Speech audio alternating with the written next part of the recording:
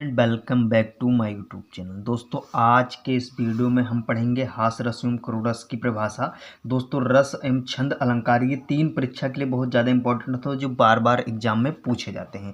तो आज के इस वीडियो में हम पढ़ेंगे हास रस एवं क्रोध रस की परिभाषा पढ़ेंगे। हास रस की परिभाषा और ये उदाहरण सहित, यानी इस वीडियो में हम पढ़ेंगे डियर स्टूडेंट हास रस एवं क्रोध रस की परिभाषा, उदाहरण और स्पष्टीकरण।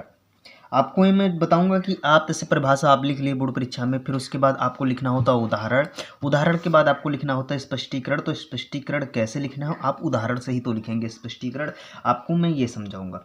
तो इस वीडियो को बिना स्किप किए बिल्कुल लास्ट तक देखते जाना है। सबसे पहले हम सब परिभाषा पढ़ेंगे, उसके बाद आपको उदाहरण में जो बताया हूँ वो, उसके बाद स्पष्टीकरण। ठीक है। तो और किसी भी रस की परिभाषा आपको लिखना हो बोर्ड परीक्षा में तो सबसे पहले आप ध्यान रखिए उसके स्थायी भाव से आप स्टार्ट कर सकते हैं। क्या किसी भी रस का लिखना हो तो उसके अस्थायी भाव से आप, जैसा कि मैंने लिखा हुआ है कि हास रस का अस्थायी भाव क्या है, तो हास्य है। हास्य रस का अस्थायी भाव तो क्या है, हास। हास मतलब हंसी होता है। दोस्तों आप ऐसे भी ब्रैकेट में करके हंसी भी लिख सकते हैं, आप इतना ध्यान रखिए। तो सबसे पहले मैंने क्या बताया है कि हास रस का स्थायी भाव क्या है, तो हंसी यानी हास्य है। किसी व्यक्ति या वस्तु के विकृत रूप, आकार, वेशभूषा आदि को देखकर हृदय में जो भाव उत्पन्न होता है वह हास्य रस कहलाता है। क्या कहलाता है, बहुत सरल शब्दों, बहुत आसान शब्दों में लिखा हूँ दोस्तों। आपको इससे ज़्यादा आसान शब्द में इसकी परिभाषा नहीं मिलेगी। किताबी भाषा है जो बहुत लॉन्ग है, आपको याद भी नहीं करना है। बस इसको क्या करना है, वीडियो सिर्फ लास्ट तक देखते जाना है, आपके दिमाग में, दिलो जहान में फिट हो जाएगा, आप भूल ही नहीं सकते हैं। बहुत सरल शब्दों में है दोस्तों, इससे आसान शब्दों में आपको इसकी परिभाषा नहीं मिलेगी।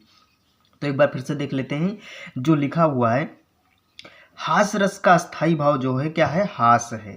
किसी व्यक्ति या वस्तु के, यानी किसी व्यक्ति या वस्तु के विकृत रूप, यानी ऐसा जो रूप हो जो देखकर हंसी आ जाए आपको, या आकार उसका हो जो हंसी आ जाए, वेशभूषा देखकर, जो आदि देखकर हृदय में जो भाव उत्पन्न होता है, यानी हंसी का जो भाव उत्पन्न होता है वही हास्य कहलाता है। जैसे अभी कोई छोटा या मोटा या फिर कोई व्यक्ति ऐसा आप अजीबोगरीब व्यक्ति देख लेते हैं, आप हंसने लगते हैं, तो वही एक हास्य हुआ, तो उसी को हास्य रस कहा जाता है। अब उदाहरण देखेंगे, जैसे आप उदाहरण देखिए, अभी आप इसमें हंसेंगे। शीश पर गंगा हंसे, लठ में भुजंगा हंसे, हास ही के गंगा दंगा भयो, नंगा के विवाह में। इसमें क्या है, शीश पर गंगा हंसे, लठ में भुजंगा हंसे, हास के ही दंगा भयो, नंगा के विवाह में। आजकल आप देखते होंगे कि दोस्तों कहीं हंसी शादी विवाह में आप कर दी तो वहाँ दंगा हो जाता है, लेकिन ये शादी विवाह का है, लेकिन किसके है, तो भगवान शिव के है। क्या लिखा है, शीश पर गंगा से, माने शंकर भगवान के जटा पर गंगा जी हंस रही हैं। लठ में भुजंगा हंसे, अब लठ में भुजंगा मतलब जो सांप होते हैं ये होते हैं उनके डमरू में। और हास के ही दंगा भयो, यानी हंसी से ही दंगा भयो। और नंगा के विवाह में शंकर भगवान हमेशा क्या होते हैं, निरो, यानी विदाउट वस्त्र के ही रहते थे, सिर्फ लंगोटी में।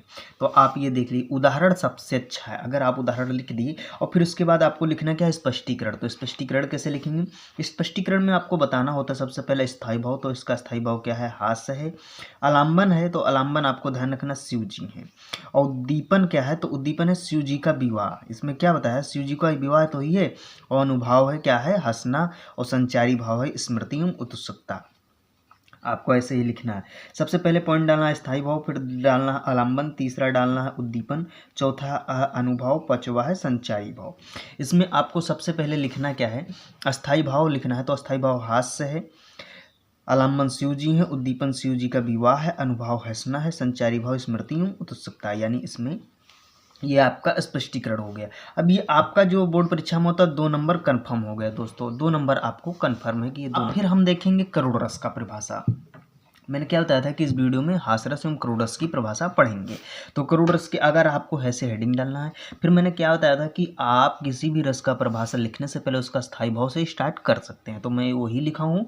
यानी करोड़ रस का जो अस्थायी भाव है वो शोक है। क्या है, तो करोड़ रस का स्थायी भाव शोक है। बोर्ड परीक्षा में पूछता है बहुविकल्पी के रूप में कि शोक किसका स्थायी भाव, तो करोड़ रस का है, हास रस का है, तो करोड़ रस का है, राइट आंसर हो जाएगा। उसके बाद लिखेंगे शोक नामक अस्थायी भाव जब विभाव अनुभव और संचारी भाव से संयोग करता है तब करोड़ रस की क्या होती है, तो निष्पत्ति होती है। बहुत सरल शब्दों में है दोस्तों, इससे आसान शब्द में आपको परिभाषा नहीं मिलेगा, और चाहे जहाँ ढूंढ के देख लीजिए।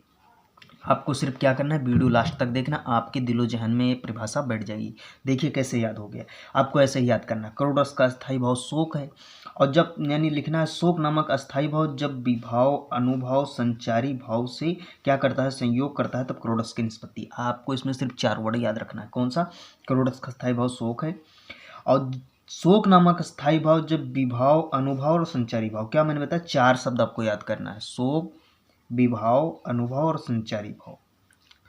यानी ऐसे लिखना, करोड़ रस का स्थायी भाव शोक है, शोक नामक अस्थाई यानी भाव जब विभाव अनुभव और संचारी भाव से क्या करता है, संयोग करता है, तब करोड़ रस की निष्पत्ति होती है। सिर्फ 4 शब्दों में आपका करोड़ रस का परिभाषा आपको क्या हो गया, याद हो गया। आपको इतना ध्यान रखना है।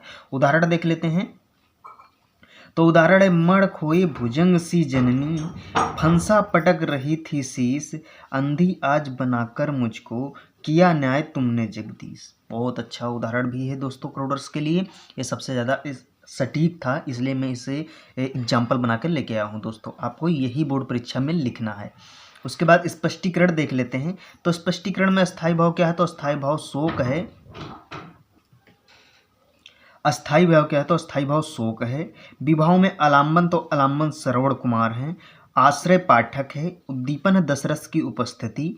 अनुभाव है सिर पटकना, यानी सिर पटकना, विलाप करना। और संचारी भाव स्मृति एवं विषाद। इसमें करोड़ रस में ये आपको लिखना होता है। जो ये मैं बताया हूँ स्पष्टीकरण, ये आप जरूर लिखिए, इसी से आपको पूरा नंबर मिलेगा।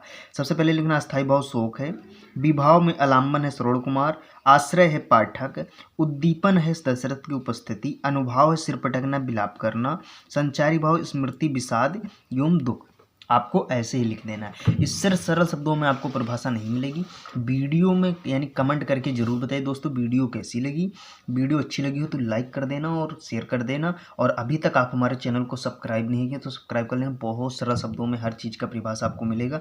अगर आप यूपी बोर्ड 2025 का एग्ज़ाम देने वाले हैं तो आपके लिए चैनल बहुत ज़्यादा इंपॉर्टेंट है, क्योंकि हिंदी में टारगेट है 70 में से 70 लाना। अगर आप इस चैनल को सब्सक्राइब कर ली तो आपका हिंदी में 70 में से 70 लाने से कोई नहीं रोक सकता।